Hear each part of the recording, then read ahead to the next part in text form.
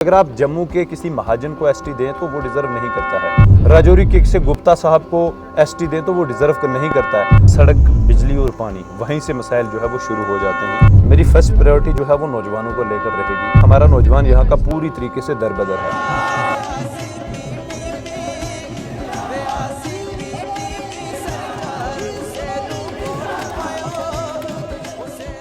Pir Panjal reason के Rajouri district में अभी हम मौजूद हैं। राजौरी डिस्ट्रिक्ट में बुद्धल कॉन्स्टिट्यूंसी में मुसलसल तरीके से एक ज़बरदस्त कंपटीशन देखने को मिल रहा है। यहाँ पे 3 जमातें इलेक्शन लड़ रही हैं। पीडीपी भी लड़ रही है, बीजेपी भी लड़ रही है और नेशनल कॉन्फ्रेंस भी लड़ रही है। बीजेपी की तरफ से चौधरी जुल्फ़िकार अली मैदान में हैं और एनसी की तरफ से जावेद चौधरी हैं और वहीं पीडीपी की तरफ से गुफ्तार अहमद चौधरी हैं। गुफ्तार अहमद चौधरी यूथ लीडर रहे। इन्होंने राजौरी, पुंछ, पीर पंजाल रीजन स्पेशली और पूरे जम्मू कश्मीर में एक्टिविज़म किया और इसके साथ ही इन्होंने पॉलिटिकल करियर की शुरुआत की है पीपल्स डेमोक्रेटिक पार्टी की तरफ से। बहुत बहुत खैर मकदम है। बहुत बहुत शुक्रिया अल्लाह सर, थैंक यू। गुफ्तार, आपसे मैं ये जानना चाहूँगा, आप यूथ हैं, सबसे पहले आपकी कॉन्स्टिट्यूंसी के यहाँ के मसाइल क्या हैं? देखें, मसाइल तो हर चीज़ को लेकर, जो इंसान की, किसी भी आम आदमी की बेसिक नेसेसिटीज़ जिसको हम कहते हैं, सड़क, बिजली और पानी, वहीं से मसाइल जो है वो शुरू हो जाते हैं। आप अगर देखेंगे कि यहाँ पर सड़कों की जो है वो बहुत खस्ता हाल है। जो कोई सेंटर का प्रोजेक्ट था, जैसे राजौरी से बुद्धल तक की रोड है, एक वो रोड ठीक है, दैट्स जस्ट बिकॉज कि वो सेंटर गवर्नमेंट के उसमें था। उसके अलावा जो पंचायत वाइज जो पंचायत हैं, रोड्स हैं, अगर आप उनकी हालत देखेंगे तो इंसानों के चलने के काबिल नहीं है। बिजली की आप बात करें तो जिस घर में बिजली का पोल भी नहीं लगा वहाँ पर भी 10-10 हज़ार रुपये का बिल है कई जगह आए हुए। पानी का भी ऐसे ही मामलात हैं। दूर दराज जो फार फलांग एरियाज़ हैं वहाँ पर पानी की एक एक बूंद को हमारे लोग जो है वो तरसते हैं।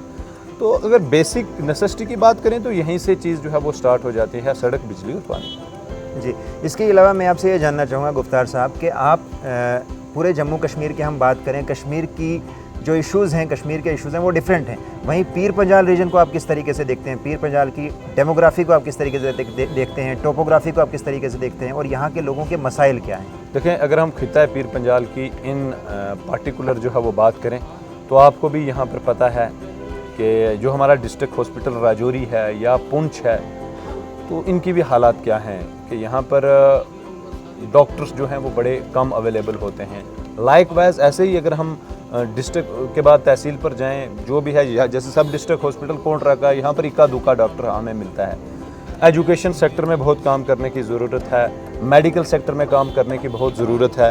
पीर पंजाल सब चीज़ों से जो है वो हट कर है। कई बार हम देखते हैं कि जम्मू के लोग भी नहीं इसको एक्सेप्ट करते हैं, तो कश्मीर के लोग भी इसको जो है वो एक्सेप्ट नहीं करते हैं। तो हम लोगों ने बात की है 1000 बार कि पीर पंजाल को हिल डेवलपमेंट काउंसिल का जो है वो दर्जा देना चाहिए, ताकि सेंट्रल गवर्नमेंट पीर पंजाल के लिए अलग से प्रोजेक्ट्स बनाए, उसके साथ साथ अलग से फंडिंग हो। यहाँ की एक समझ लो कि आप अलग एक काउंसिल हो यहाँ पर, अपार्ट फ्रॉम MLAs। तो बहुत सारे ऐसे इश्यूज़ हैं जहाँ पर पीर पंजाल को पूरी तरीके से जो है वो नेगलेक्ट किया गया है। एम्प्लॉयमेंट की अगर हम बात करें, नौजवानों की हम बात करें, यूथ की बात करें, देखें हैं भी बॉर्डर डिस्ट्रिक्ट हैं, तो ऐसा आज तक कोई इनिशिएटिव नहीं लिया कि यहाँ पर कोई बॉर्डर बटालियन बनाई जाए या पुलिस में हज़ारों की तादाद में बॉर्डर डिस्ट्रिक्ट के नौजवानों को रिक्रूट किया जाए।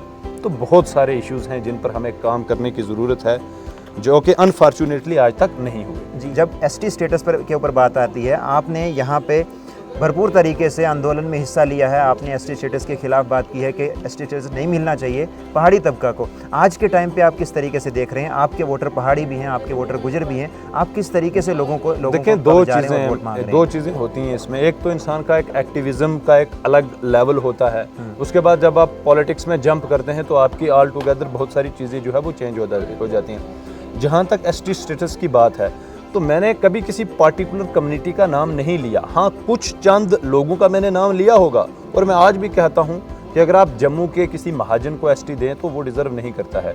राजौरी के किसी गुप्ता साहब को ST दें तो वो डिज़र्व नहीं करता है। लेकिन अगर आप कोटरंका बुद्धल के किसी पहाड़ी को आप ST दे दे तो शायद वो उसमें फॉल करता है, क्योंकि वो एक बिल्कुल ऑल टुगेदर अलग चीज़ें हैं। अगर हम हमारे इस एरिया की बात करें तो उसमें और भी बहुत सारे जो है वो इश्यूज़ हो सकते थे कि हमारे इस पूरे बुद्धल एरिया को, जैसे गुरेज है बांडीपुर में, तो उस सारे को ST डिक्लेयर कर दिया, तो हमारे इस पूरे बुद्धल को ST डिक्लेयर कर दें। लेकिन अगर आप राजौरी के जवाहर नगर में किसी को ST दे रहे हैं या जम्मू में किसी को ST दे रहे हैं तो वो तो चीज़ जो है वो बनती नहीं है ना। लेकिन अगर आप कोट रंका के किसी बेचारे पहाड़ पर रहने वाले किसी भी आदमी को दे दें, वो किसी भी कास्ट का हो, तो उसमें कोई रोकथाम तो है नहीं। जी, आप पीपल्स डेमोक्रेटिक पार्टी की तरफ से लड़ रहे हैं। पीपल्स डेमोक्रेटिक पार्टी के ऊपर ये इल्ज़ाम लगाया गया कि 370 इनकी वजह से हटा है, स्टेटहुड इसकी इनकी वजह से चला गया, बीजेपी के साथ मिलकर सरकार बनाई थी। पीपल्स डेमोक्रेटिक पार्टी की तरफ से आपका लड़ना किस तरीके से रहा, और इसके अलावा मैं आपसे ये जानना चाहूँगा आप लोगों को किस तरीके से मुतासिर कर रहे हैं कि आपको वोट दिया? देखें, जब 2014 में पीडीपी की और बीजेपी की गवर्नमेंट बनी थी तो मुफ्ती साहब उस वक्त जो है वो जम्मू कश्मीर के चीफ मिनिस्टर बने थे, और he was the only Muslim leader जो देश के होम मिनिस्टर बने हैं। तो उनकी कोई ना कोई सोच तो जम्मू कश्मीर को लेकर होगी। 2002 में जब पहली बार गवर्नमेंट बनी पीडीपी की, तो आपने देखा कि मसला कश्मीर पर बात हुई, हिंदुस्तान और पाकिस्तान की पीस टॉक स्टार्ट हुए, बॉर्डर के रास्ते खोल दिए, ट्रेड पोर्ट सेंटर खोल दिए। तो at the end of the day ये चीज़ें भी तो सारी ध्यान में रखनी चाहिए। उसके बाद अगर 14 की बात करें तो 14 में गवर्नमेंट तो बन गई। जम्मू और कश्मीर 2 प्रोविंस हैं, या तो आप जम्मू को बिल्कुल अलग कर दो, ठीक है जी, जम्मू को अलग स्टेट बना दो, कश्मीर को आप अलग स्टेट बना दो, तो ठीक है। जम्मू में लोग जिसको वोट देंगे, भाई साहब आप जम्मू में जो लोग जिसको वोट देंगे, अब गवर्नमेंट किसी न किसी को तो बनानी है ना। अब आज अगर कश्मीर में जो है वो 20 सीटें पीडीपी के ले, 20 सीटें जो है वो अपना नेशनल कॉन्फ्रेंस ले, तो या 10-12 सीटें जो है वो कांग्रेस ले, तो ये अगर मिलजुल कर गवर्नमेंट बनाए तो ठीक है। अगर ये फेल हो जाते हैं 45 का आंकड़ा पार करने का, तो फिर क्या ऑप्शन है? तो ये चीज़ें देखकर सारी चीज़ें गवर्नमेंट पार्टी के जो भी लोग होते हैं वो इस पर इनिशिएटिव लेते हैं। जम्मू रीजन है, कश्मीर रीजन है, सबको लेकर चलना है। अगर आप कहोगे कि जम्मू के लोगों को अलग कर दो, तो ठीक है भाई, फिर आप एक ये मुहिम छेड़ोगे, जम्मू का स्टेट का दर्जा जो है वो अलग होना चाहिए। जी, आप यहाँ पे इस कॉन्स्टिट्यूंसी की यहाँ पे स्पेशली हम बात करेंगे। इस कॉन्स्टिट्यूंसी में 3 मेन कंपीटिटर्स देखने को मिल रहे हैं। एक तरफ आप हैं पीडीपी की तरफ से, एनसी की तरफ से हैं, और बीजेपी की तरफ से हैं। आप अगर कल जीत कर आते हैं, आप किस तरीके से इस कॉन्स्टिट्यूंसी में काम करेंगे और आपका विजन क्या है? देखें, अल्लाह के करम से अगर अल्लाह की ज़ात ने मौका दिया, और जब भी मौका मिलेगा इंशाअल्लाह, मेरी फर्स्ट प्रायोरिटी जो है वो नौजवानों को लेकर रहेगी, क्योंकि हमारा नौजवान यहाँ का पूरी तरीके से दरबदर है। अगर मैं 5 साल में 2000 नौजवानों को, अपनी कॉन्स्टिट्यूंसी के 2000 नौजवानों को ही नौकरी दिलाने में कामयाब होता हूँ, तो मेरे हिसाब से वो 2000 घर नहीं बल्कि 5 या 10,000 घरों का आगे उनका चूल्हा जो है वो उनका चलेगा। आप खुद देखें, 2002 में मुफ्ती साहब ने आरईटी की स्कीम जो है वो लाई थी, कितने लोगों को जो है वो नौकरी मिली।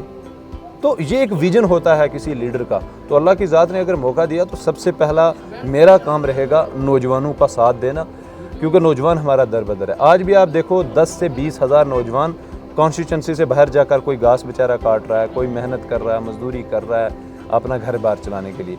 लेकिन अगर यहाँ पर उनको कारोबार हो, यहाँ पर अगर हम टूरिज़म को अच्छे से डेवलप करें, यहाँ पर पीछे इतनी खूबसूरत जगह हैं, गुलमर्ग से भी खूबसूरत, तो अगर गंडोला जैसी चीज़ें यहाँ पर लाई गई हों तो हज़ारों लोगों का रोज़गार जो है वो यहीं पर चलेगा। मैं तो इन सब चीज़ों पर काम करेंगे। मैं यहाँ से आपसे ये जानना चाहूँगा कि एक तरफ चौधरी जुल्फ़कार अली जो पीडीपी से जीत कर आए हैं 2 बार, वो भी इस कॉन्स्टिट्यूंसी में रहे हैं, वहीं उनके भांजे हैं अभी जो डीडीसी भी रहे और उनकी अहलिया डीडीसी रहीं। क्या उन्होंने काम नहीं किया? आपको क्या लग रहा है कि आप उनसे किस तरीके से मुख्तलिफ तरीके से उन्होंने काम कम किया और परिवारवाद जो है वो फैलाने की पूरी तरीके से कोशिश की है। पहले तो आपने असेंबली इलेक्शंस देखे, उनमें भी यही लोग कॉन्टेस्ट करते हैं। उनको छोड़ो, यहाँ पर जो पंचायत के छोटे इलेक्शन हुए, डीडीसी के इलेक्शन, इन्होंने अपने घर से लोगों को जो है वो मैदान में उतारा। आने वाले दिनों में जब पंचायत इलेक्शन 2-2.5 महीने के बाद होंगे, इन्होंने अपने जो खूनी रिश्ते वाले लोग होंगे हर पंचायत में, उनको खड़ा करना है। तो डेवलपमेंट तो दूर की बात है, इनका मेन मोटिव यही है कि पूरी तरीके से इस कॉन्स्टिट्यूंसी पर अपना परिवार का जो है वो कंट्रोल होना चाहिए। तो ये एक मिली जुली इनकी एक पूरी सोची समझी प्लानिंग के साथ चल रहे हैं कि मामा और भांजा। लोगों को दिखता रहेगा कि ये दोनों अलग हैं, लेकिन at the end of the day अगर इनमें से कोई भी जीतता है तो पावर इनके घर में जाएगी। तो ये इनका एक सिंपल सा फंडा है। जी, बहुत बहुत शुक्रिया। ये थे हमारे साथ गुफ्तार अहमद चौधरी। इन्होंने पॉलिटिकल करियर की शुरुआत की है पीपल्स डेमोक्रेटिक पार्टी की तरफ से। अब देखना ये होगा कि ये अगर इस इलाके में आते हैं जीत कर तो किस तरीके से काम करेंगे और लोगों की उम्मीदों पर किस तरीके से खरा उतरेंगे। नौजवान ख़ास तौर पर इनसे जुड़ रहे हैं। अब देखना ये है कि नौजवानों का फ्यूचर ये किस तरीके से आगे लेकर जाते हैं। बहुत बहुत शुक्रिया। आपको अगर ये वीडियो अच्छी लगी है, आप इसके बारे में अपनी राय कमेंट्स में ज़रूर दें। बहुत बहुत शुक्रिया।